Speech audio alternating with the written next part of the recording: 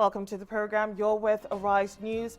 Ahead over the next 30 minutes, all the global headlines you need to know about in Nigeria's capital, Abuja. I'm Folake Adesugba. Arise News now begins. And our top stories: U.S. President Donald Trump calls Saudi Arabia's response to the murder of journalist Jamal Khashoggi the worst cover-up ever. Plus, a viral outbreak at a New Jersey long-term medical care center kills 6 children, leaving a dozen more infected.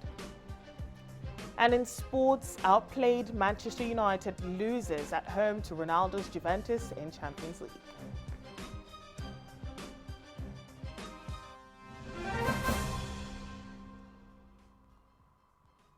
Starting with our top story, U.S. President Donald Trump is criticizing the Saudi operation that killed journalist Jamal Khashoggi, calling it one of the worst in the history of cover-ups. Saudi Arabia has claimed Khashoggi, a writer for The Washington Post, who wrote critically about Saudi Crown Prince Mohammed bin Salman, died accidentally in a brawl at the Saudi consulate in Istanbul on October 2nd. But Turkish officials say a 15-man team tortured, killed and dismembered the writer, and say Saudi officials had planned the killing for days. People in Turkey, and I have people in Saudi Arabia and other places, and they're all coming back as we speak. They're heading back.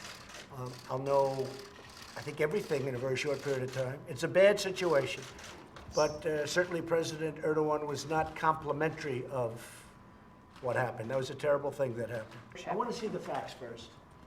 Look, Saudi Arabia has been a really great ally. They've been one of the biggest investors, maybe the biggest investor in our country.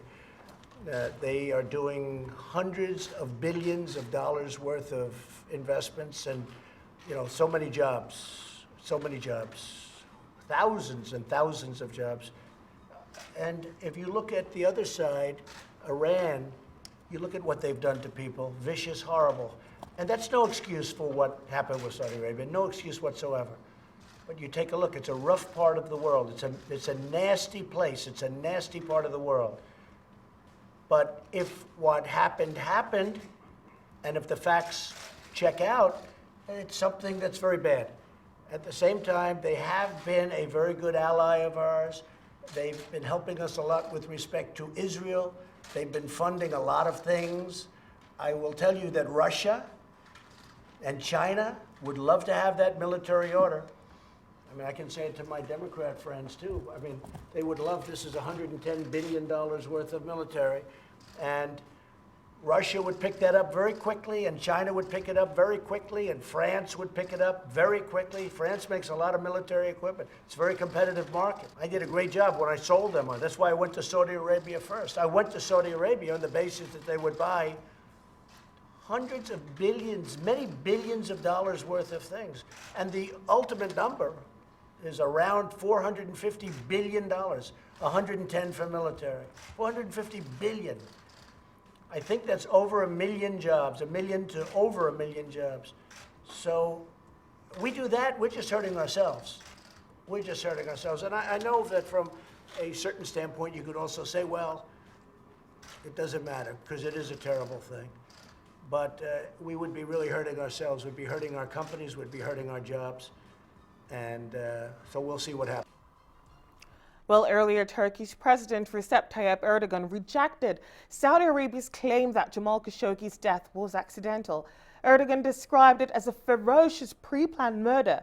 The Turkish leader also told Parliament in Ankara he wanted an independent international inquiry into the death of the Saudi Arabian dissident's journalist death on October the 2nd. Saudi Arabia claims Khashoggi died during a fight. The foreign minister has called death a mistake, but denies that the Crown Prince ordered his death.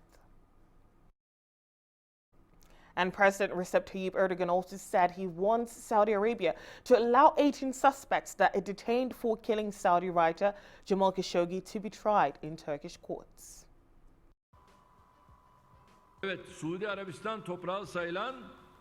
Before all, this murder might be committed in the consulate building, which is considered as Saudi Arabia's territory. But it should not be forgotten that this place is at the borders of the Republic of Turkey. Also, both Vienna Convention and international law wouldn't allow the investigation about such a brutal murder to be covered up by the diplomatic immunities armor. As Turkey, we will follow this incident until the end. Whatever is required by our laws and by international laws, we will carry it out. In fact, I'd like to make a call from here today. My call is to first and foremost Saudi Arabia's King Salman and to senior administration. Istanbul is where the incident took place. Therefore, my offer is for these 15 people plus 3 people, the 18 arrested, to be tried in Istanbul. Meanwhile, Vice President Mike Pence has said that the death of Saudi writer Jamal Khashoggi will not go without an American response, and that the CIA director was in Turkey to review evidence in the case. Pence declined to discuss what punitive action the U.S. might take in response to the death of the Washington Post columnist and critic of the Saudi kingdom, who died on October 2nd at the Saudi consulate in Istanbul. The brutal murder of Jamal Khashoggi at the Saudi consulate in Turkey was a tragedy for his family, for his loved ones, and for your colleagues here at the Washington Post. It was also an assault on a free and independent press. And our administration is determined to use all means at our disposal to get to the bottom of it. President Trump has already expressed his concern that there have been lies, there's been deception. He dispatched the Secretary of State to the region early on, and the director of the CIA is there in Turkey now reviewing the evidence. And we're going to follow the facts. We're going to demand that those responsible are held accountable. And once we have all the facts, President Trump will make the decision based upon the values of the American people and our vital national interests. But allow me to express my personal sympathies to his fiancée, to his loved ones, his family, and to all the colleagues here at the Washington Post who admired and cherished the life and example of Jamal Khashoggi. I know that when the CIA director returns, she'll be briefing the president, myself, and our entire team on what the Turks have assembled. But look, I want to assure all of your colleagues here, I want to assure the American people, we're going to get to the bottom of it. This brutal murder of a journalist, of an innocent man, of a dissident, will not go without an American response. And I expect without an international response. But we want to find out what happened. And President Trump has made it very clear that the full resources of our intelligence community, working with intelligence officials in Turkey, in our interactions with Saudi Arabia, and also with other countries around the world, is going to follow the facts, and then decisions will be made. Whether or not there are sanctions imposed, whether there's other actions taken, will be a decision for the President of the United States. And what President Trump has made it clear, Bob, is that we want to know what happened. We're going to follow the facts. We're going to get all of the evidence, and then the President will make a decision that reflects the values and the interests of the American people. We'll do what's best for the American people. We'll also make sure that the world knows the truth of what happened. And that's a promise to the family of Jamal Khashoggi, a promise to all of those who worked with him here at the Washington Post, all who cherish his example around the world. And in related events, the widow of former Russian agent Alexander Litvinenko, who was killed by radioactive poison in 2006, said that the death of Jamal Khashoggi should be a wake-up call to the world about the deadly behavior of authoritarian states. Speaking at an event at the British Parliament, Marina Litvinenko said her husband's murder and the example of the Russian president may have contributed to an environment in which governments think it's easy to kill people without provoking a strong response. I think international community need to have a call wake up, because so many things what was just swallow when people did die, or like a journalist in Russia will have a list of names, people who've been killed in Russia, and I think it's a maybe a good point to see if maybe something might change. For UK, it's just, of course, it's a sad situation. But after what happened to Skripal, it was a big discussion what kind of money we're accepting in UK. Why this happened to Russian citizen who applied for political asylum, who was seeking for protection here, but was or killed or being attempted to be killed. Yes, and now we just don't know why these people decide it's so easy to kill people and don't have any response. Was it this example of Russian president of doing this? Question tag, yes, but it's exactly, it's very important to react for any kind of behavior and crime, because if you will make it's nothing happen today, you will just be not sure what might happen tomorrow.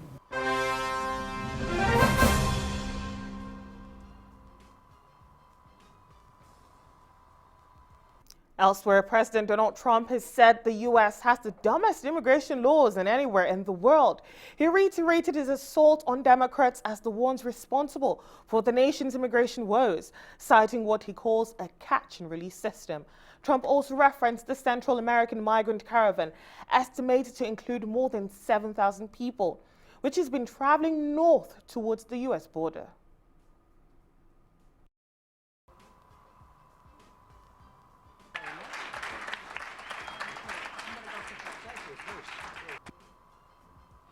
You see what's going on the border.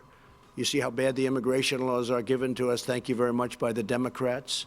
They're the dumbest laws anywhere in the world, dumbest immigration laws anywhere in the world. There's nothing. Catch and release. You know what catch and release is? You catch a criminal, you take his name, and you release him. Release him. You know where you release him? Into the United States. Supposed to come back for a trial 2 or 3 years later because the judges, you need thousands of judges. How do you have judges for that many people? It's so ridiculous. Another country doesn't do that. They say, I'm sorry, you can't come in. You can't come in. Once they set a foot on our land, it's like, welcome to the United States. It is the dumbest. We're changing it. But we need Republicans. We need people, or Democrats that have common sense, or Democrats that aren't going to listen to their bosses, because that's what it is. But you see what's happening, and you see the drugs they pour into our country through many different ways, but many through the southern border, and we're taking care of it. You also see what's coming up. We have a lot of people coming up. We can't let that happen. We either have a border or we don't. We need a wall. We put up some of the wall.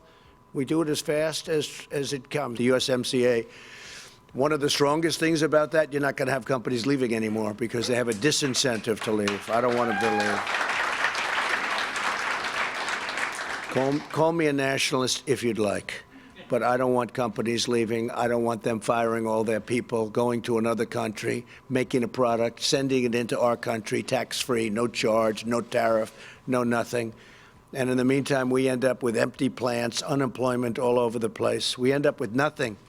So those deals are not happening anymore.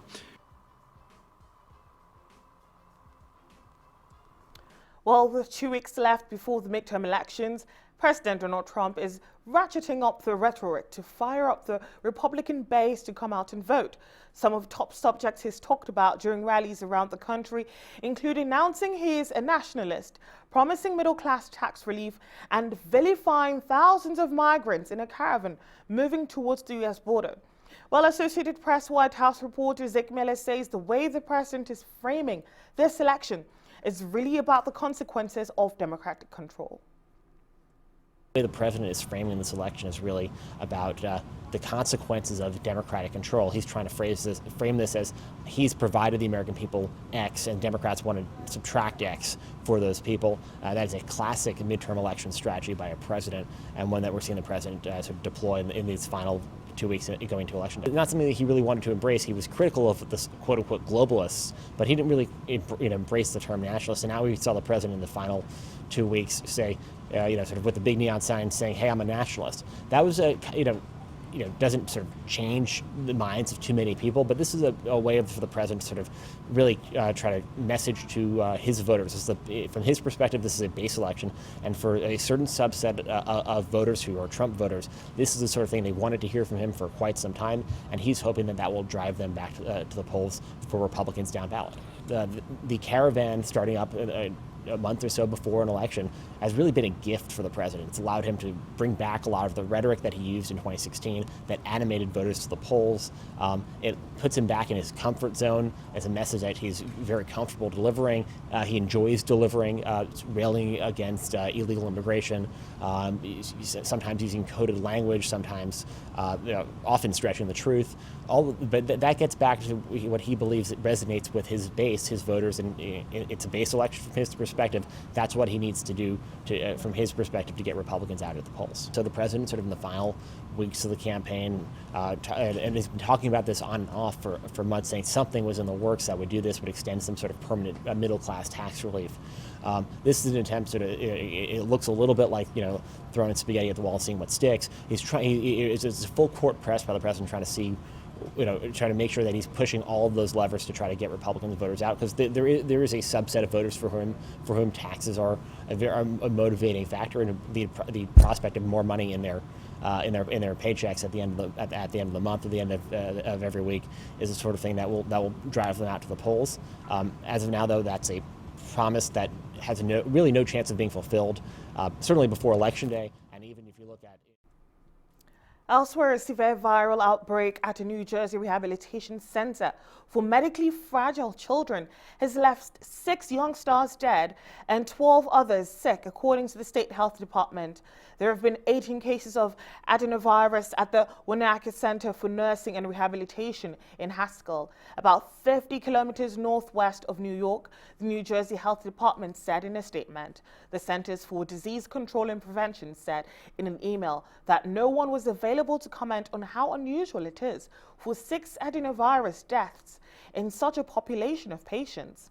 The strain afflicting the children is usually associated with acute respiratory illness, according to the CDC, which on its website instructs health workers to report unusual clusters to state or local health departments.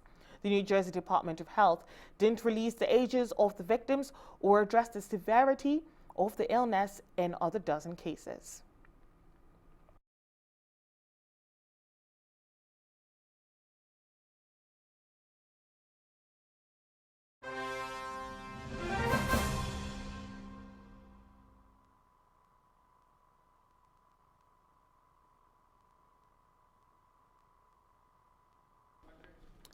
And the UN humanitarian chief says the conflict in Yemen has left millions of people dependent on emergency food assistance, leading to a clear and present danger of an imminent and great big famine engulfing Yemen.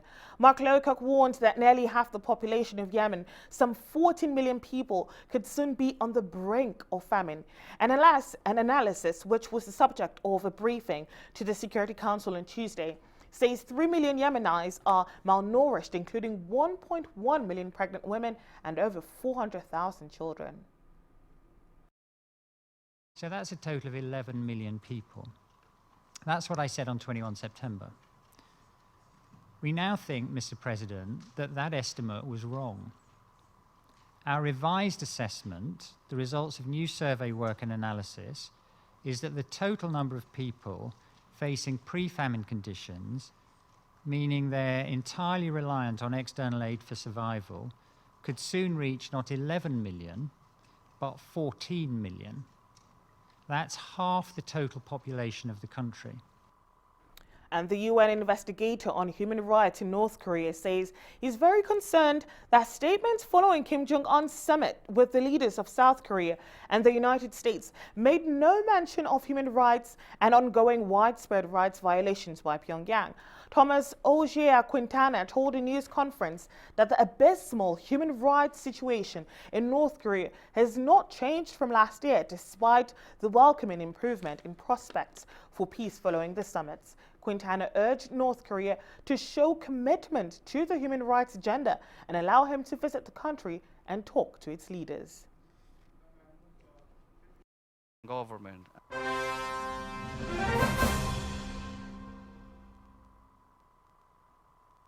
Let's talk business now. The Nigerian Broadcasting Commission kicks off its 12th Biennial Conference of Africa Broadcasters and Exhibition, Africa's 2018 in Nigeria's capital city, Abuja.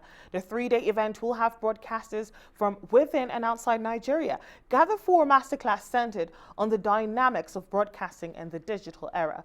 Africa's conference has created a platform for innovative advancement in the African broadcast industry and a high level of excellence. Since its inception 22 years ago, the conference has continued to contribute to the growth of this broadcast industry through engagements in the discussion of trends, exhibitions and presentations, also helping to grow the Nigerian economy and promote technological transfer. In the face of fear, in the face of intimidation, in the face of all, the job must be done. According to James Jonathan, U.S. President Donald Trump has set a bad precedent by discrediting the traditional press. Of course, those of us who are in practice, we know we've always been. Through the years, we've always been. People always say a lot of things about journalism being the fourth estate of the realm, but there's rarely any country that walks the talk. There's rarely any country that has proven beyond reasonable doubt that journalism and journalists are people that will be tolerated. It's always about interest. When you tell a story that resonates well with people, they are happy. When you tell a story that they don't like, they feel bad. And I think a bad precedent was set when President Donald Trump, arguably the president of one of the world's freest press country, when he started to discredit the traditional press, he opened.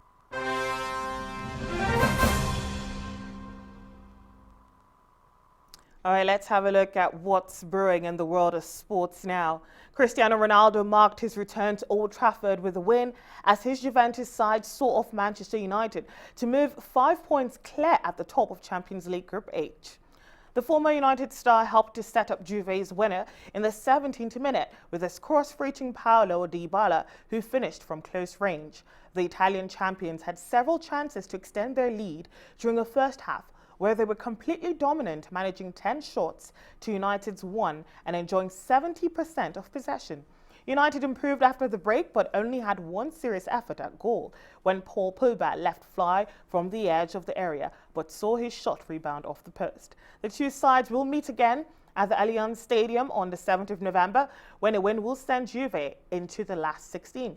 United remain in second place with their hopes of making the knockout stages boosted by Valencia's draw with Young Boys earlier on Tuesday.